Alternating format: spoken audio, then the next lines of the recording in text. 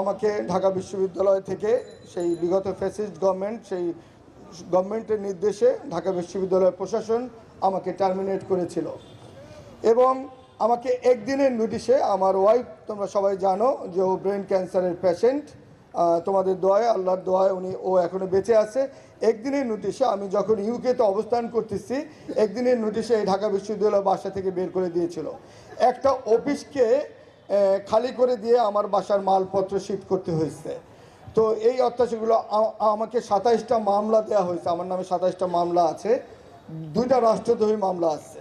তো এই জাতীয় অত্যাচার আমাদেরকে ফেস করতে হয়েছে। আমার ছোট বাচ্চা এক সময় বলতো, বাবা হোয়াটস ইউর ডেজিগনেশন, আমি বলতে পারতাম না। এই জিনিসটা আমি আরও একবার বলেছি।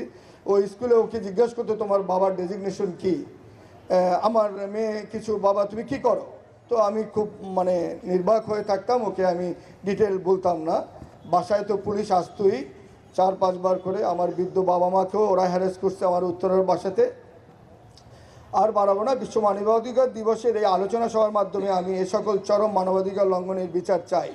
রাষ্ট্রীয় উদ্যোগী এসব অপরাধের বিচার করতে হবে, না হলে ছাত্র জনতার রক্তের উপর থেকে নতুন বাংলাদেশ প্রতিষ্ঠা পেয়েছে তা অর্থহীন হবে।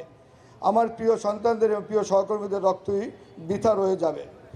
শুধু এইটুকু বলবো, এই মানবাধিকার দিবসে আলোচনা যেন নিছক শুধু আনুষ্ঠানিকতার মধ্যে সীমাবদ্ধ না থাকে। আগামী দিনে বাংলাদেশের কোনো ব্যক্তিকে যেন আমার মতো মানবাধিকার হরণের কষ্টের কথা বলতে না হয়, সেই প্রত্যাশা ব্যক্ত করি। আমি আরও তোমাদেরকে জানাতে চাই, ঢাকা বিশ্ববিদ্যালয় প্রশাসন এখনও আওয়ামী ফ্যাসিস্টদের নিয়ে কাজ করতেছে, যেটা নিয়ে আমাদেরকে প্রতিবাদ করতে হবে। এবং এই প্রশাসনের মাধ্যমে আওয়ামী ফ্যাসিস্টদেরকে রিক্রুট করা হয়েছে, তোমরা জানো, হল প্রভোস্ট, সিন্ডিকেট, নানান জায়গায়। এবং এছাড়া আওয়ামী রিক্রুটমেন্ট যত রকমের কমিটি ছিল, 95% they are so comfortable with the Awami fascist কাজ করার জন্য। সো এই জিনিসটা তোমাদেরকে, তারা কেন এত কমফোর্টেবল আওয়ামীদের নিয়ে কাজ করার জন্য, রাকিব তোমাদেরকে দিক নির্দেশনামূলক বক্তব্য দিচ্ছে। তোমাদেরকে কেয়ারফুল থাকতে হবে। যুদ্ধ এখনো শেষ হয় নাই, কেবল শুরু হয়েছে। অনেক বড় যুদ্ধ তোমাদের সামনে। সো আমরা তোমাদের পাশে আছি, পাশে থাকবো।